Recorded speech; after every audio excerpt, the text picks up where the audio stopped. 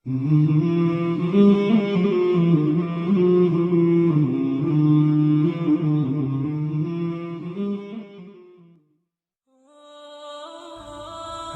আলাইকুম সুপ্রিয় দর্শক মণ্ডলী।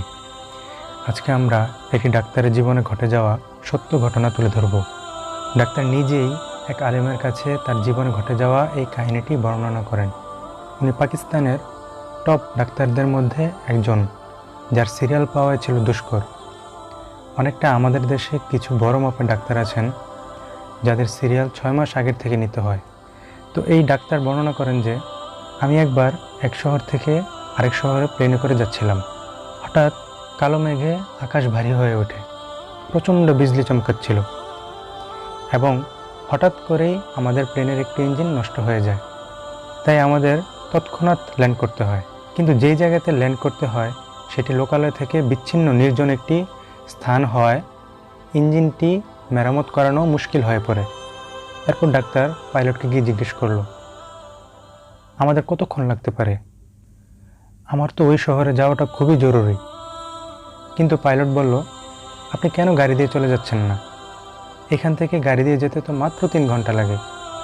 পরবর্তীতে ওই ডাক্তার একটা ট্যাক্সি নিলেন, কিন্তু যেই না ট্যাক্সিটা চলা শুরু করে কিছু দূর গেল, আবার আকাশ কালো হয়ে আসলো এবং প্রচণ্ড বজ্রপাত শুরু হলো।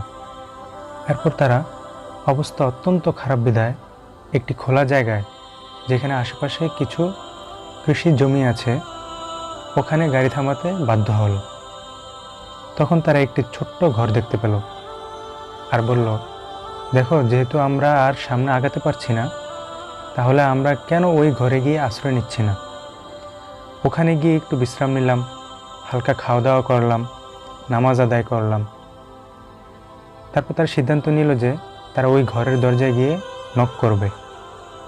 অপরিচিত জায়গা, অপরিচিত বাড়ি, লোকালয় থেকে অনেক দূরে। অবশেষে উনি ওনার ব্যাগ নিয়ে দরজায় গিয়ে নক করলেন।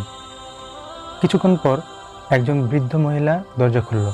তখন ডাক্তার সব কিছু বললেন যে ওনারা এমন এমন বিপদে পড়ে এখানে এসেছেন এবং তারা একটু বিশ্রাম নিয়ে নামাজ আদায় করে ঝড় থামলে চলে যাবেন। বৃদ্ধ মহিলা বললেন, ঠিক আছে, কোনো সমস্যা নেই, আসেন, এবং একটি জায়নামাজ দিলেন।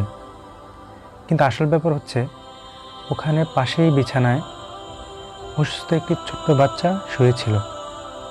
বৃদ্ধ মহিলা ওখানে বাচ্চাটির পাশে নামাজ আদায় করেন আর তার জন্য দোয়া করেন। তো সব কিছু শেষে যখন ডাক্তার চলে যাবেন, ওই মুহূর্তে উনি মহিলাকে জিজ্ঞেস করলেন, আচ্ছা, এই বাচ্চাটির কি হয়েছে? মহিলা বলল, এই বাচ্চাটি এতিম এবং খুবই অসুস্থ। আমি তার দাদিমা। আশেপাশে বিভিন্ন ডাক্তারের কাছে গিয়েছি, কিন্তু কোনো উপায় হয়নি। তারা বলল, এদিকে একজন স্পেশালিস্ট আছে যিনি এই বাচ্চাটির জন্য কিছু একটা করতে পারেন। কিন্তু ওই কথা অনুযায়ী যখন ওনার অ্যাপয়েন্টমেন্ট নিতে গেলাম, তখন বলল আরও 6 মাস অপেক্ষা করতে হবে। ওদিকে বাচ্চাটিও অত্যন্ত অসুস্থ। তাই আমি উপায়হীন হয়ে ওই দিন থেকে আল্লাহর কাছে দোয়া করতাম যেন আল্লাহ আমাদের প্রতি দয়া করেন। বাচ্চাটি অসুস্থ, আল্লাহ আপনি আমাদের জন্য এটা সহজ করে দেন আল্লাহ। তখন ডাক্তার জিজ্ঞেস করল, আচ্ছা, ওই স্পেশালিস্টের নাম কি? বৃদ্ধ মহিলা বলল, ডাক্তার ঈশান। ওই ডাক্তার সাথে সাথে কান্নায় ভেঙে পড়লেন। আপনি কান্না করছেন কেন? ডাক্তার বললেন, আপনার দোয়া কবুল হয়ে গিয়েছে। সুবহানাল্লাহ। আপনার দোয়ার কারণেই এত ঝড় বৃষ্টি, বজ্রপাত, প্লেন নষ্ট হয়ে যাওয়া, ট্যাক্সি চলতে না পারা, আর অবশেষে আমার এখানে আসা। কিন্তু সবথেকে অবাক করা বিষয় হচ্ছে, এই প্রশ্নটি করার পরই কেবলমাত্র ঝড় বন্ধ হয়ে যায়। তখন মহিলাটি কাঁদতে শুরু করল।